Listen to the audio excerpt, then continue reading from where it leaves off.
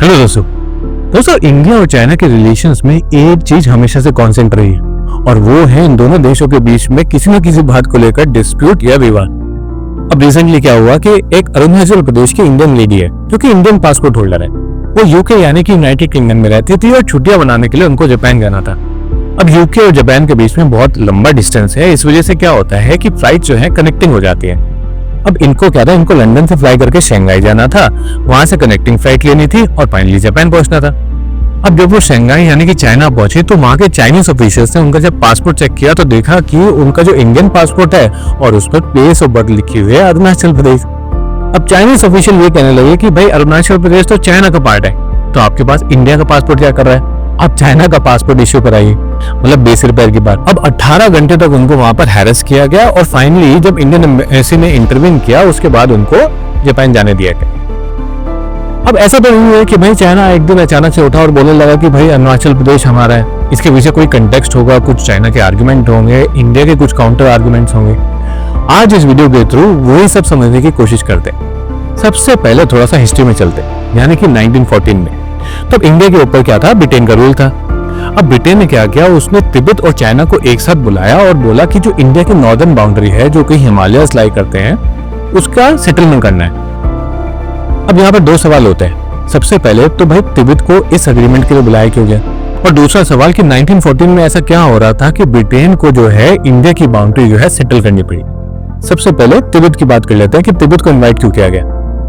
देखो 1911 में क्या था कि चाइना के अंदर जो किंग डायनेस्टी थी, मतलब कि किंग डायनेस्टी वहां पर रूल करती थी, उसको ओवरथ्रो कर दिया गया और एक रिपब्लिक ऑफ चाइना पार्टी ने जो है पूरे के पूरे चाइना के ऊपर चाइना को कैप्चर कर लिया। अब जब उन्होंने चाइना को कैप्चर कर लिया तो क्या हुआ कि जो चाइना था वो बहुत सारे रीजन्स में डिवाइड हो गया, मतलब कि वॉरलॉर्ड्स बन गए जो कि अपने अपने रीजन में डिवाइड कर लिए और वो पूरे चाइना को कंट्रोल करने लगे। मतलब कि कोई सेंट्रल कमांड नहीं थी। जैसे किंग डायनेस्टी में एक सेंट्रल कमांड थी, वैसे कोई सेंट्रल कमांड नहीं थी। मतलब कि चाइना इंटरनल रेबेलियन की वजह से, इंटरनल डिस्टर्बेंसेस की वजह से जो है काफी ज्यादा वीक था। उस टाइम पर भी तिब्बत के ऊपर जो है चाइना का कंट्रोल था, लेकिन तिब्बत ने देखा कि भाई इस टाइम पर चाइना जो है काफी वीक है, ये मेरे लिए सही अपॉर्चुनिटी है, और उन्होंने क्या किया, उन्होंने चाइनीज ट्रूप्स को जो था तिब्बत से भगा दिया और बोल दिया 1913 के अंदर कि भाई आज से हम इंडिपेंडेंट है। अब यहीं पर अपॉर्चुनिटी देखी ब्रिटेन ने। उन्होंने देखा कि इस टाइम पर तिब्बत जो है अपने आप को इंडिपेंडेंट डिक्लेयर कर चुका है और तिब्बत के साथ जो है बाउंड्री सेटलमेंट बहुत ईजी है। अब दूसरा सवाल क्या था कि भाई ये 1914 में ऐसा क्या हो रहा था कि जो चाइना के साथ जो है इंडिया जो है बाउंड्री सेटल करना चाहता था। देखो ब्रिटेन के लिए इंडिया हमेशा से इंपॉर्टेंट रहा है क्योंकि ये एकदम कैश काउ थी, मतलब कि यहाँ से इतना पैसा आता था ब्रिटेन के लिए कि बाकी किसी कॉलोनी से नहीं आता था। तो ब्रिटेन किसी भी कीमत पे इंडिया को अपने हाथ से जाने नहीं देना चाहता था। उसको क्राउन ज्वेल भी कहते थे, मतलब कि जो क्राउन होता है उसके अंदर जो सबसे इंपॉर्टेंट ज्वेल होता है उसको इंडिया कहा जाता था। मतलब उससे सिग्निफाई होता है कि इंडिया कितना इंपॉर्टेंट था ब्रिटेन के लिए। अब हर देश जो था, जैसे कि रशिया हो गया या फिर यूरोपियन पावर्स हो गए, उनका एक ही काम था कि भाई ज्यादा से ज्यादा कॉलोनी को कैप्चर करो, उनमें से पैसा निकालो, यही काम वो करते थे। अब वो देखते थे कि भाई ब्रिटेन के पास इंडिया है और उनके पास बहुत पैसा आता है, तो हमेशा से ही इन यूरोपियन पावर्स की नजर रहती थी कि भाई इंडिया को किसी ने कैप्चर कर लो। अब वो यहाँ पर इंडिया को आजादी दिलाने नहीं आना चाहते थे, बल्कि इंडिया से और ज्यादा पैसा निचोड़ने के लिए आना चाहते थे। अब इसी में एक नाम था रशिया। रशिया क्या हुआ, वो आगे बढ़ रहा था और वो जो है इंडिया को कैप्चर करना चाहता था। ब्रिटेन नहीं चाहता था कि भाई इंडिया उसके हाथ से जाए, तो उसने क्या किया, उसने इंडिया के अराउंड जो है ना काफी सारे बफर एरियाज बना लिए थे। जैसे कि आप वेस्ट में देखोगे तो अफगानिस्तान एक बफर एरिया बना दिया, फिर आप ईस्ट में देखोगे तो थाईलैंड का जो सियाम कहते थे उस टाइम पे उसको, वहां पर एक बफर एरिया बना लिया। अब वो चाहता था कि जो हिमालयस है, मतलब कि नॉर्दर्न इंडिया है, वहां पर भी एक बफर एरिया क्रिएट कर ले। अब बफर एरिया का फायदा क्या होता है, देखो अगर आप दो दुश्मन है, उन दोनों के घर की बाउंड्री अगर मिली हुई है तो उनके बीच में कुछ भी डिस्प्यूट होगा, दोनों हाथापाई पे आ जाएंगे।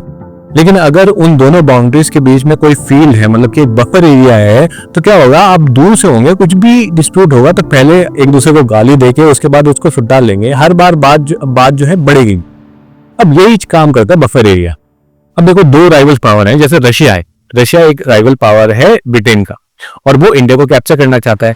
लेकिन अगर बीच में आप तिब्बत जैसे एरिया को बफर बना देंगे तो रशिया को पहले तिब्बत के साथ लड़ना पड़ेगा, वहां पर अपनी फोर्सेस उतारनी पड़ेंगी। अब उसकी फोर्सेस पहले तो वहां पर मरेंगे तिब्बत के अंदर, फिर उनके रिसोर्सेज कम होंगे, फिर वो आगे बढ़ेंगे, वो इंडिया की तरफ बढ़ेंगे। और इसी बीच इंडिया के मतलब कि ब्रिटेन के पास ये टाइम हो जाएगा कि वो प्रिपेयर कर सके कि भाई जो रशिया है वो आने वाला है, तो उसके लिए हमें कैसे प्रिपेयर करना है। मतलब एडवांटेज हमेशा ब्रिटेन को रहने वाला था, तो इसीलिए बफर स्टेट्स क्रिएट किए जाते हैं। अब नॉर्दर्न एरिया में भी क्या चाहता था ब्रिटेन कि भाई एक बफर एरिया क्रिएट हो जाए, ताकि अगर रशिया कभी चाहे भी कि इंडिया को कैप्चर कर सके तो एक बफर एरिया रहेगा और हमारे पास एडवांटेज रहेगा। तो इसी इंटेंशन के साथ उन्होंने जो है शिमला अग्रीमेंट किया। अब उन्होंने क्या किया, उन्होंने देखा कि तिब्बत इंडिपेंडेंट हो चुका है, तो उन्होंने तिब्बत को एक लॉलीपॉप दिया।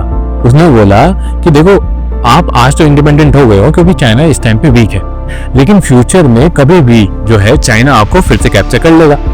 अब हम आपका जो, क्योंकि हम एक स्ट्रॉन्ग पावर है, तो हम आपकी चाइना के साथ एक अग्रीमेंट करा सकते हैं। हम जो तिब्बत है उसको दो पार्ट्स में डिवाइड करवा देंगे, एक होगा इनर तिब्बत और एक होगा आउटर तिब्बत। जो इनर तिब्बत होगा वो चाइना की तरफ होगा और जो आउटर तिब्बत होगा वो इंडिया की तरफ होगा।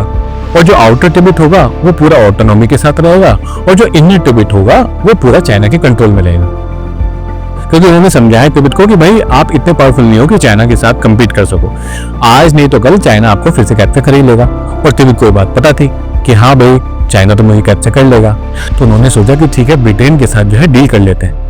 लेकिन ब्रिटेन के तो इंटेंशन कुछ और थे। उन्होंने ये बोला कि हम आपकी डील तो करवा देंगे लेकिन बदले में हमें भी कुछ चाहिए। उन्होंने ये बोला कि आपका सदर्न तिब्बत यानी कि जो अरुणाचल प्रदेश है, उस टाइम पर उसको नॉर्थ ईस्ट फ्रंटियर एजेंसी कहा जाता था, ये एरिया आप हमें दे दो।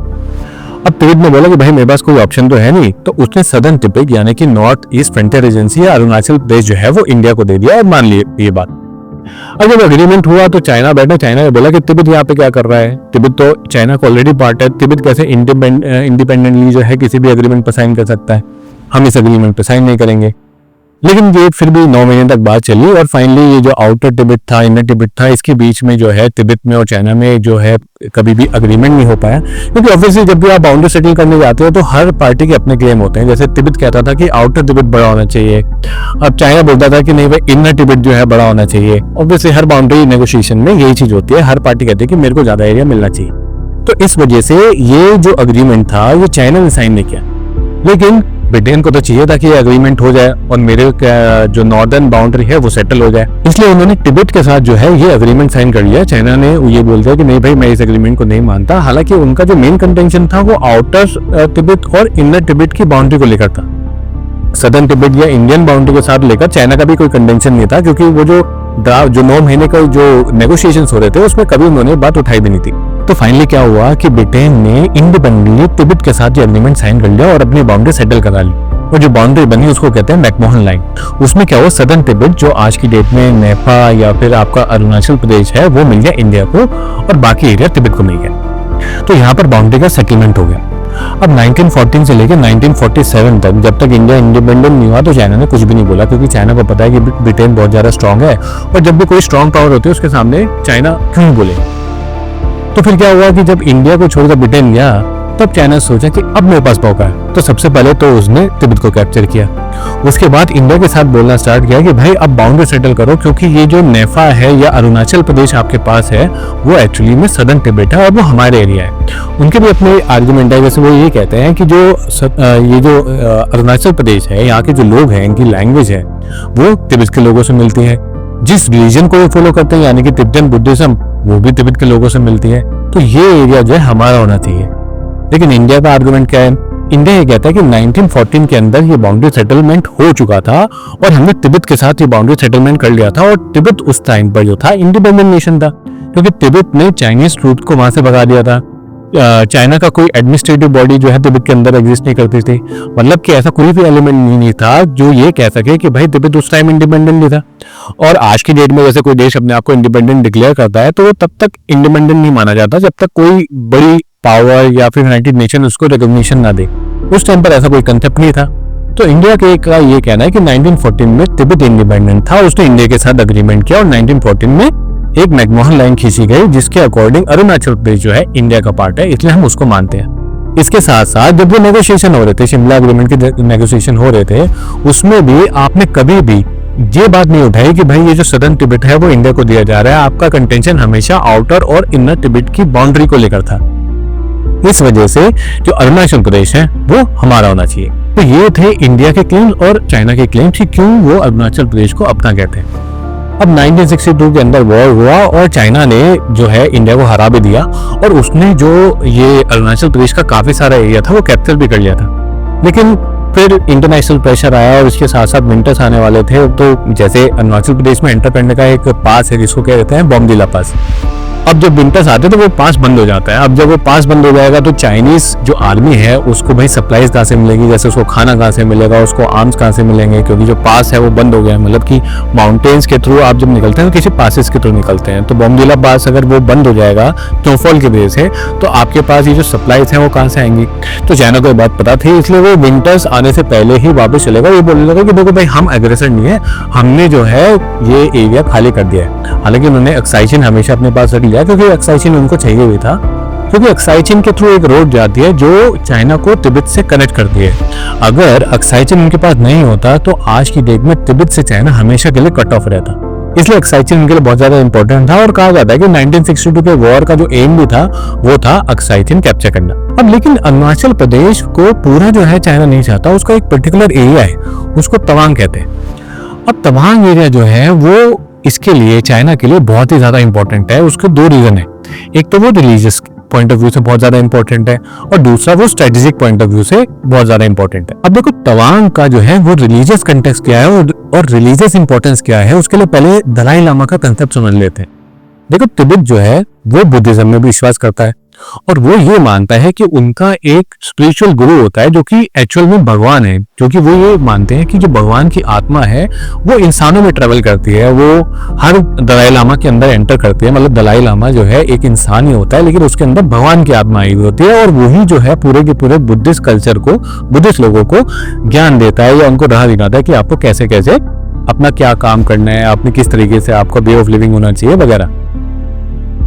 तो क्या होता है कि वो ये दलाई लामा चूज करने का कंसेप्ट ये होता है कि जैसे मान ली एक दलाई लामा है जिसके अंदर भगवान की आत्मा आई हुई है। अब उनको अगर नेक्स्ट दलाई लामा चूज करना है, मतलब इनकी अगर डेथ हो गई है तो नेक्स्ट दलाई लामा चूज करना है, तो ये माना जाता है कि इनके अंदर से वो जो भगवान की जो आत्मा है वो निकल के किसी बच्चे के अंदर चली जाती है और वो ही नेक्स्ट दलाई लामा होता है। अब उसको ढूंढने का प्रोसेस होता है कि जैसे बहुत सारे बच्चों को जो है उनका जो है इंटरव्यू वगैरह होता है, उनका जो कंडक्ट है उसको देखा जाता है। फिर ये देखा जाता है कि उन्हीं बच्चों में से कौन सा ऐसा बच्चा है जो प्रीवियस दलाई लामा की चीज़ों को देखकर रिकॉग्नाइज करता है और बोलता है कि हाँ ये मेरी है। क्योंकि जैसे मैं हूँ, ठीक है, अगर मेरे अंदर दलाई लामा की आत्मा आई है तो मतलब कि मैं दलाई लामा हो गया, तो प्रीवियस दलाई लामा की चीज़ें जो है उनको मैं अपना मानूंगा।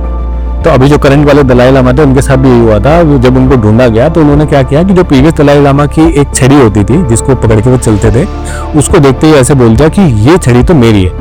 अब लोगों को समझ में आ गया कि ये छड़ी तो प्रीवियस दलाई लामा की है, तो मतलब कि दलाई लामा या भगवान की आत्मा जो है इस बच्चे के अंदर आई है और यही हो जाएगा हमारा नेक्स्ट दलाई लामा। तो दलाई लामा बहुत ही ज्यादा इंपॉर्टेंट है तिब्बतन रिलीजियस कल्चर के लिए, क्योंकि वो उनके लिए भगवान है और भगवान की बात तो हर कोई सुनता ही है। अब देखो ये जो तवांग एरिया है इसमें से 6th जो दलाई लामा हुए थे वो तवांग एरिया से ही आए थे। इसके साथ साथ जो अरुणाचल प्रदेश है उसके अंदर जो सेकंड बिगेस्ट बुद्धिस्ट मोनेस्ट्री है वो भी अरुणाचल प्रदेश के अंदर लोकेटेड है। और जो अभी करंट दलाई लामा है जो इंडिया के अंदर जिन्होंने शरण ले रखी है वो भी तवांग के एरिया के थ्रू ही जो है इंडिया में एंटर किए थे 1959 के अंदर। कहते हैं कि CIA मतलब कि अमेरिका ने इंडिया की हेल्प की थी ताकि उनको भगा के जो है यहाँ पर इंडिया में लाया जा सके। तो अब ये जो करंट वाले दलाई लामा है उनका ये कहना है कि जो नेक्स्ट दलाई लामा होगा वो चाइना से नहीं होगा। अब तिब्बत जो है चाइना का पार्ट है, तो मतलब वो कह रहे हैं कि वो तिब्बत से नहीं होने वाला है बल्कि चाइना के बाहर का होने वाला है और चाइना के बाहर बुद्धिस्ट कल्चर का इन्फ्लुएंस सिर्फ एक एरिया में है और वो है तवांग में। तो ये माना जा रहा है, चाइना ये मान रहा है कि जो नेक्स्ट दलाई लामा चूज करने वाले हैं वो तवांग से आने वाला है और तवांग से आएगा तो चाइना के कंट्रोल में नहीं रहेगा क्योंकि तवांग जो है वो इंडिया का पार्ट है। तो इसलिए वो ये चाहता है कि भाई तवांग को मैं कंट्रोल कर लूं, क्योंकि नेक्स्ट जो भी दलाई लामा होगा, क्योंकि चाइना ये चाहता है कि भाई जो भी नेक्स्ट दलाई लामा हो उसको मैं अपना पपेट, मतलब कि जो मेरा आदमी है वो नेक्स्ट दलाई लामा बने और वो जो दलाई लामा होगा उसको मैं जिस तरीके से अपना मोल्ड कर सकूं, जिस तरीके से मैं तिब्बती लोगों को कंट्रोल करना चाहूँ वो मैं कंट्रोल कर सकता हूँ। लेकिन अगर वो तवांग से हो गया तो वो इंडिया के कंट्रोल में होगा और इंडिया के कंट्रोल में होगा तो ऑब्वियसली वो तिब्बत के अंदर अनरेस्ट क्रिएट कर सकते हैं, क्योंकि अगर जो दलाई लामा है जो भगवान है अगर वो तिब्बत के लोगों को कुछ बोलेंगे तो ऑब्वियसली वो जो है दलाई लामा के सुनेंगे रादर देन कि चाइनीज के सुनने वाले।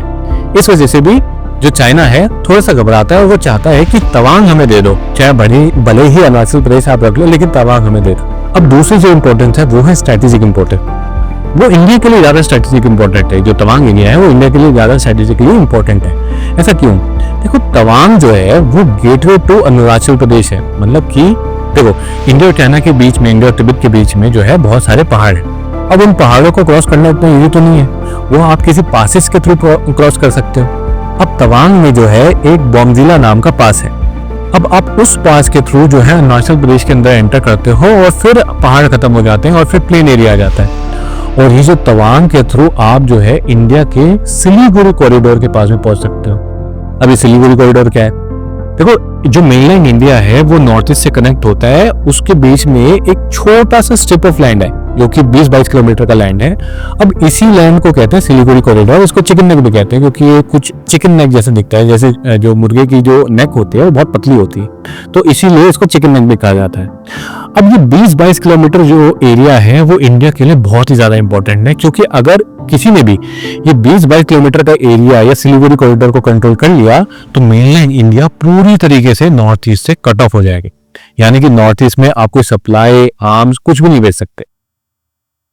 तो अगर चाइना ने तवांग को कैप्चर कर लिया तब चाइना जो है हमेशा इंडिया को जो है ब्लैकमेल कर सकता है कि आप अगर हमारी बात नहीं मानोगे तो फिर आपका सिलीगुड़ी कॉरिडोर गया, आपका नॉर्थ ईस्ट आपसे कट ऑफ हो जाएगा, वगैरह वगैरह। इस वजह से भी जो है तवांग जो है चाइना के लिए भी इंपॉर्टेंट है और इंडिया के लिए तो बहुत ही ज्यादा इंपॉर्टेंट है स्ट्रेटेजिकली। इस वजह से इंडिया जो है अपना अरुणाचल प्रदेश और तवांग पर से क्लेम छोड़ने की तैयारी नहीं है, और चाइना जो है हमेशा प्रेशराइज करता रहता है इंडिया को कि अरुणाचल प्रदेश जो है उसका है। अब देखो, चाइना जो है ना, चाइना की जो डिप्लोमेसी है वो प्रेशर डिप्लोमेसी होती है। वो क्या करता है कि वो प्रेशर क्रिएट करता है, एक्सट्रीम प्रेशर। अब जैसे इसी केस में देख लो, अब अक्साई चिन जो है जो ऑलरेडी 1962 में चाइना ले चुका है, और ये जो अरुणाचल प्रदेश है दोनों इंडिया के पार्ट है। अब चाइना ने 1962 में अक्साई चिन ले लिया। अब वो इंडिया को क्या बोलता है कि ठीक है, आप अरुणाचल प्रदेश रख लो और अक्साई चिन पे अपना क्लेम छोड़ दो और बाउंड्री सेटलमेंट हो जाएगा।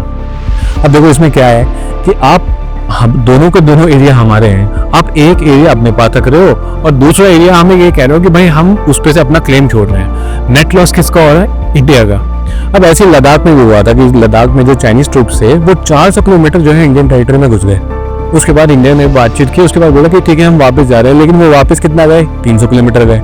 तो यानी कि आप 400 किलोमीटर अंदर आए और 300 किलोमीटर पीछे गए, तो नेट 100 किलोमीटर का तो आपको फायदा हो गया। तो इस तरीके की जो प्रेशर टैक्टिक्स है ना वो चाइना यूज करता है। तो चाइना भी जो है अरुणाचल प्रदेश को एक प्रेशर टैक्टिक्स की तरह यूज करता है, हमेशा इंडिया के ऊपर प्रेशर बना के रखना चाहता है। जब भी इंडिया कुछ ऐसा करता है जिसको लगता है, जो चाइना को लगता है कि भाई उसके जो इंटरेस्ट के अगेंस्ट है, जैसे कि अगर इंडिया जो है यूएस के क्लोज होना स्टार्ट हो जाता है, तो वो क्या करता है कि वो ये जो अरुणाचल प्रदेश के एरिया है यहाँ पे डिस्टर्बेंसेस क्रिएट करना स्टार्ट कर देता है, ताकि इंडिया के ऊपर प्रेशर बना रहे कि भाई अगर आप जो है हमारे अगेंस्ट जाओगे तो हम जो है अरुणाचल प्रदेश में आपके अगेंस्ट जाएंगे। तो ये प्रेशर टैक्टिक्स है चाइना की। तो ये है पूरा का पूरा इशू, किसकी वजह से जो है चाइना जो है अरुणाचल प्रदेश को अपना कहता है और इंडिया के क्या क्लेम्स हैं और इसके पीछे का हिस्टोरिकल कॉन्टेक्स्ट क्या है। अब जो समझ में आता है उसमें ये लगता है कि ये इशू कभी रिजॉल्व होने वाला नहीं है, क्योंकि इंडिया कभी भी, क्योंकि इंडिया एक डिप्लोमेसी है और कोई भी पॉलिटिकल पार्टी आके ये नहीं कह सकती कि हाँ भाई हम अक्साई चिन पे से अपना जो है क्लेम छोड़ते हैं। जैसे बीजेपी अब पीओके है, पीओके ऑलरेडी जो है पाकिस्तान के पार्टी है, लेकिन हम अपना क्लेम तो नहीं छोड़ते। इसी तरीके से लद्दाख अक्साई चिन है, उस पर वो हमारा पार्ट नहीं है, वो हमारे एक्सेस में नहीं है, फिर भी हम उस पर क्लेम तो नहीं छोड़ सकते, क्योंकि अगर आपने क्लेम छोड़ दिया तो आपके लिए वो बहुत बड़ा पॉलिटिकल ब्लंडर हो जाएगा। इस वजह से इंडिया तो कभी अक्साई चिन पे से अपना क्लेम छोड़ने वाला नहीं है, और दूसरा कभी अरुणाचल प्रदेश को चाइना को देने वाला भी नहीं है। और चाइना को भी अच्छे से पता है कि इंडिया इतना स्ट्रांग बन चुका है आज की डेट में कि हम अरुणाचल प्रदेश जो है इंडिया से ले नहीं सकते। तो ये इशू जो है स्टेटस को इस टाइम मतलब ये चलते ही रहने वाला है। अब कौन सी गवर्नमेंट आके जो है इस इशू को जो है किसी तरीके से जो है रिजॉल्व कर पाएगी। हालांकि दोनों कंट्रीज ने जो है काफी मैच्योरली बिहेव किया है और आज तक मतलब कि दोनों साइड से जो है काफी टाइम से जो है कोई भी मतलब गन शॉट नहीं फायर किया गया है। हालांकि वो लाठी वगैरह इन सब से लड़ते हैं, लेकिन फिर भी कभी गन शॉट फायर हुआ है, जो कि अपने आप में कमेंडेबल अचीवमेंट है दोनों देशों की साइड से, क्योंकि ये दिखाता है कि दोनों देश काफी मैच्योर हैं इस इश्यू को लेकर। हालांकि वो क्लेम नहीं छोड़ते, लेकिन मैच्योरिटी के साथ इसको डील करते हैं। तो ये है वो पूरा इंटायर इशू अरुणाचल प्रदेश को लेकर, और कैसे जो है इंडिया के ऊपर जो है चाइना जो है प्रेशर डालता है और अरुणाचल प्रदेश पर अपना क्लेम करता है। अगर ये वीडियो अच्छी लगे तो लाइक करो, शेयर करो, और ऐसी और इंटरेस्टिंग वीडियो देखने के लिए सब्सक्राइब करना मत भूलना। मिलते हैं नेक्स्ट वीडियो में, तब तक के लिए नमस्कार।